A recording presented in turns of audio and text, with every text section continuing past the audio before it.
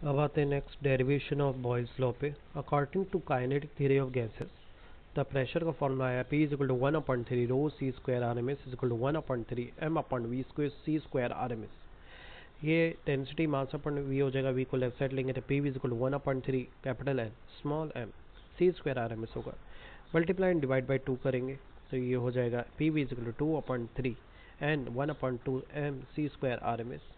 यहाँ पर ये जो एम सी को एम वी स्क्वायर भी बोल सकते हैं क्योंकि यहाँ पे सी वेलोसिटी को बता रहा है, तो ये काइनेटिक एनर्जी हो गया। तो कहते हैं कि एवरेज काइनेटिक एनर्जी गैस की कांस्टेंट होती है, तो गया गया गायब। अब बचा एन, एन क्या गैस मास कांस्टेंट है जो हमेशा कांस्टेंट ही होता है। अगर ये सारे भाग कांस्टेंट हो जाए तो मैं बोल सकता P is equal to constant हो जाएगा। अब इसको पीछे जाओ तो P is inversely proportional to volume हो जाएगा, मिल गया बॉयल्स लॉ।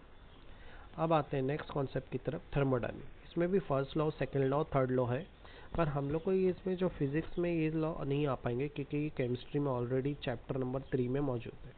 तो हम लोग यहाँ पे जीरोथ लॉ के बारे में पढ़ेंगे जो केमिस्ट्री में नहीं दिया है। साइंटिस्ट लोग इस लॉ को बनाना भूल गए।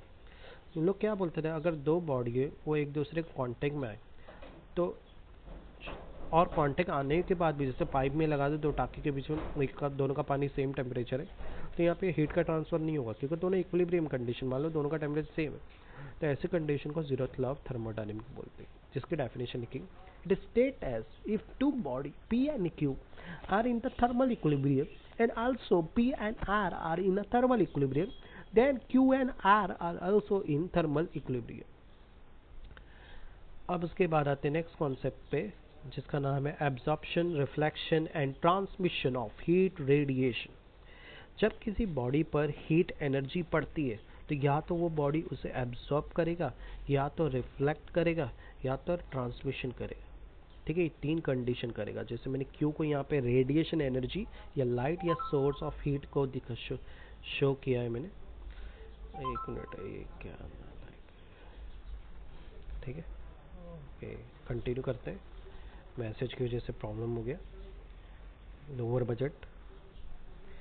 तो यहाँ पर हीट एनर्जी जैसे ही उस बॉल पे पड़ती है, वो ऑब्जेक्ट पे नहीं ले लिया, तो या तो ऑब्जेक्ट या बॉडी उसे एब्जॉर्ब करेगा तो क्यू है, रिफ्लेक्शन करेगा तो क्यू आर, और ट्रांसमिशन करेगा तो क्यू टी। ये याद रखेगा, एक या दो से ज़्यादा वो प्रॉपर्टी नहीं दे सकता कोई भी बॉडी। हाँ, ये तीनों प्रॉपर्टी पॉसिबिलिटी है तो एक बॉडी दे सकती है। उसमें वन बाय वन पढ़ेंगे। पहला है कोएफिशिएंट ऑफ एब्जॉर्प्शन। क्या होता है coefficient of absorption? Coefficient of absorption को ए से रिप्रेजेंट करेंगे, उसका एब्जॉर्प्टेंस और एब्जॉर्प्टिविटी भी बोलते हैं। इसकी कोई यूनिट नहीं, यानी इसमें जो भी कॉन्सेप्ट आप पढ़ने वाले कोई यूनिट नहीं है। ये ब्लैक सरफेस पर होता है इस तरह का, जैसे मान लो कोई रेडिएंट एनर्जी आप किसी ब्लैक सरफेस में मारते हो तो वो ब्लैक सरफेस एनर्जी को, लाइट को एब्जॉर्ब ही करेगा। तो बोल सकता हूँ जो एब्जॉर्प्शन कोएफिशिएंट में अमाउंट ऑफ एब्जॉर्प्शन वो डिपेंड करता है कितनी रेडिएशन एनर्जी उस बॉडी पे मारी जाती है, Q A upon Q. Q radian energy, total energy upon absorbing energy. ठीक है, अब नेक्स्ट आता है कोएफिशिएंट ऑफ रिफ्लेक्शन। उसको स्मॉल आर से, इसको रिफ्लेक्टिविटी और रिफ्लेक्टेंस भी बोलते हैं। एक पॉलिश सरफेस मिरर में इस तरह के बिहेवियर होते हैं। मान लो अगर किसी मिरर में कोई रेडिएशन एनर्जी मारते हो वो उससे रिफ्लेक्ट करेगा, एब्जॉर्ब नहीं करेगा या स्लाइटली एब्जॉर्ब करेगा। तो मैं बोल सकता कितना रेडियन एनर्जी होगा उतना ही वो बॉडी से रिफ्लेक्ट करेगी, क्यू आर अपॉन क्यू। और लास्ट आता है कोएफिशिएंट ऑफ ट्रांसमिशन, जिसको स्मॉल टी और ट्रांसमिटिविटी और ट्रांसमिटेंस भी बोलते हैं। इसमें एग्जांपल रहेगा एक ग्लास, ट्रांसपेरेंट ग्लास, जिसमें रेडियन एनर्जी आप जितना मारोगे उतना वो बाइनोक्यूलर, माइक्रोस्कोप, टेलीस्कोप वगैरह इस तरह के बिहेवियर देते हैं। साइंटिस्ट कहते हैं कि by the law of conservation of heat energy के मुताबिक टोटल ऑफ एनर्जी किसी भी बॉडी की बराबर होगी। मतलब जैसे अगर मैं इसको Q is equal to Q A plus Q R plus Q T, ये एनर्जी है, अगर इनको डिवाइड बाई टी क्यू कर दूँ तो Q upon Q is equal to Q A upon Q plus Q R upon Q plus Q T upon Q. Q A upon Q A का formula है, Q R upon Q R का, और as it is T का।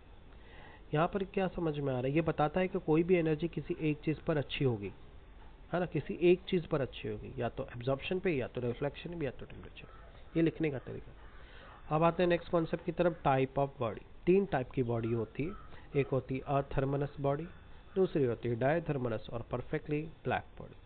अथर्मनस body पर आते हैं। अथर्मनस body किसको बोलेंगे? जब अगर कोई रेडियन एनर्जी मारे तो अगर वो बॉडी उसे एब्जॉर्ब कर ले और रिफ्लेक्ट भी करे, लेकिन ट्रांसमिशन ना करे, तो इस टाइप की बॉडी को हम लोग क्या बोलेंगे, अथर्मलस बॉडी। इसमें ए और आर हो रहा है और जो टी है वो 0 है, ठीक है। तो A plus R is equal to 1 होगा।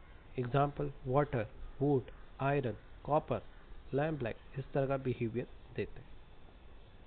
अब आते हैं डायथर्मलस सब्सटेंस। इनमें जब रेडिएंट एनर्जी मारते हैं तो ये सिर्फ ट्रांसमिट करते हैं, ना ही रिफ्लेक्ट करते हैं, ना ही एब्जॉर्ब करते हैं।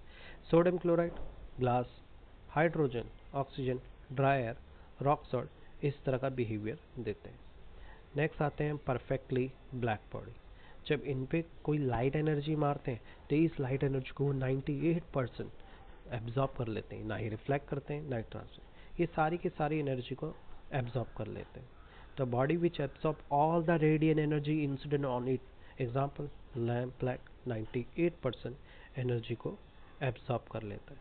इसे और बेहतर समझाने के लिए फेरी ने एक आर्टिफिशियल ब्लैक बॉडी बनाई, जिसको उसने नाम दिया फेरी ब्लैक बॉडी। साइंटिस्ट फेरी ने ब्लैक बॉडी को बेहतर समझाने के लिए इस तरह का आर्टिफिशियल ब्लैक बॉडी बनाया, जिसको उसने अपना ही नाम दे दिया। इस तरह से ये एब्जॉर्ब होती है पूरे बॉडी से, इसे ही फेरी ब्लैक बॉडी कहते हैं। इसमें 2 वॉल जैसी पट्टी है ताकि अंदर की जो लाइट या हीट है वो बाहर ना आ पाए, ठीक है। जो हीट और लाइट है वो एक छोटे से हिस्से से अंदर दाखिल होगी, जिसे अपर्चर कहा गया है। 98% जो हीट है और जो लाइट है वो कॉनिकल पेरिकस स्फीयर से एब्जॉर्ब हो जाता है। एक पिरामिड बनाया गया है छोटा सा, बाकी 2% रिफ्लेक्ट होकर बाकी जगह एब्जॉर्ब हो जाती है। इसे ग्राफ से भी समझाया गया, तो ज़रा डायग्राम पे ध्यान देते हैं। मैंने बहुत ख़राब तरीके से डायग्राम बनाया। अंदर कोटिंग जो काला काला कलर है वो कोटिंग है, और बीच में देखो एक पिरामिड जैसा, इसको कॉनिकल प्रोजेक्शन बोलते हैं। बोलते हैं कि जब लाइट अंदर जाती है तो इस पर ही 98% वो एब्जॉर्ब हो जाती है। अंदर के इसे को इवैक्यूएटेड स्पेस बोलते हैं, यानी वो जगह जो खाली पड़ी हुई। बाहर को होलो मेटल स्फीयर 2 वॉल बनाई गई है ताकि ज़रा भी हीट या लाइट एनर्जी बाहर ना जा पाए। अपर्चर वो जगह है जहाँ से ओपन हिस्सा है, जहाँ से रेडिएशन जा सकती है। कहते हैं कि 98% तो वहीं कॉनिकल प्रोजेक्शन में हो गए, बाकी जो टकरा कर एब्जॉर्ब हो जाती है रिमेनिंग लैम्प ब्लैक में। अंदर के हिस्से में लैम्प ब्लैक की ही कोटिंग की गई है।